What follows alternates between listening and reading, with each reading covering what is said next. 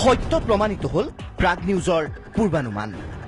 প্ৰত্যাশিতভাৱে আগুৱালে উচ্চতৰ মাধ্যমিকৰ চূড়ান্ত পৰীক্ষাৰ দিন অহা 12 ফেব্ৰুৱাৰী উচ্চতৰ মাধ্যমিক চূড়ান্ত পৰীক্ষাৰ দিন ঘোষণা মঙলবাৰে শিক্ষা সংসদৰ পৰীক্ষা নিয়ন্ত্ৰক পৰিষদৰ বৈঠকত গুৰুত্বপূৰ্ণ সিদ্ধান্ত ছাত্ৰ-ছাত্ৰীসকলৰ ব্যৱহাৰিক শিক্ষাৰ সুবিধাৰ্থে এইবাৰ হাইস্কুল শিক্ষান্ত পৰীক্ষা আৰু উচ্চতৰ মাধ্যমিক পৰীক্ষাৰ সময়সূচী কিছু আগুৱা হৈছে আৰু নতুন যি তাৰিখ ইতিমধ্যে পৰীক্ষাৰ দিন ইতিমধ্যে থিৰাং কৰা হৈছে অধ্যক্ষ আছে আমি পুনে কথা পাতিম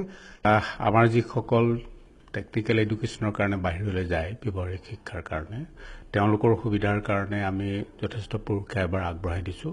যোৱাবাৰ আমাৰ 23 ফেব্ৰুৱাৰীৰ পৰা হৈছিল এবাৰ 12 ফেব্ৰুৱাৰীৰ পৰা হ'ব 12 ফেব্ৰুৱাৰী মঙলবাৰ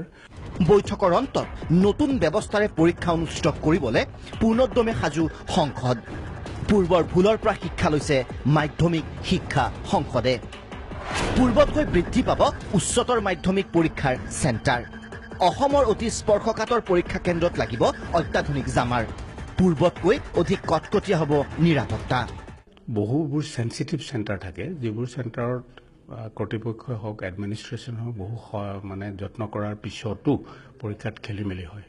যোৱাবাৰ দুটা চেণ্টাৰত আমাৰ এছৰ গাড়ী টাড়ী ভাঙিছিল এইকেইটা চেণ্টাৰ আমি এবাৰ কাটি দিছোঁ খুব বেছি সেনচিটিভ চেণ্টাৰ হ'লে আমি অলপ জামাৰ ব্যৱহাৰ কৰাৰ কথা ভাবিছোঁ মূল পৰীক্ষাৰ 40 দিনৰ পাছতেই এইবাৰ উচ্চতৰ মাধ্যমিকৰ ফলাফল ব্যৱহাৰিক পাঠ্যক্ৰমৰ বাবে আগ্ৰহী অসমৰ মেধা সম্পন্ন ছাত্ৰ-ছাত্ৰীৰ সুবিধাৰ্থে এই নতুন পদক্ষেপ হাতত লৈছে অসম উচ্চতৰ মাধ্যমিক শিক্ষা সংসদে ভিডিঅ' জাৰ্নেলিষ্ট হিমাংশুৰ সৈতে ভাস্কৰ জ্যোতি শৰ্মা ৰিপৰ্ট প্ৰাগ নিউজ গুৱাহাটী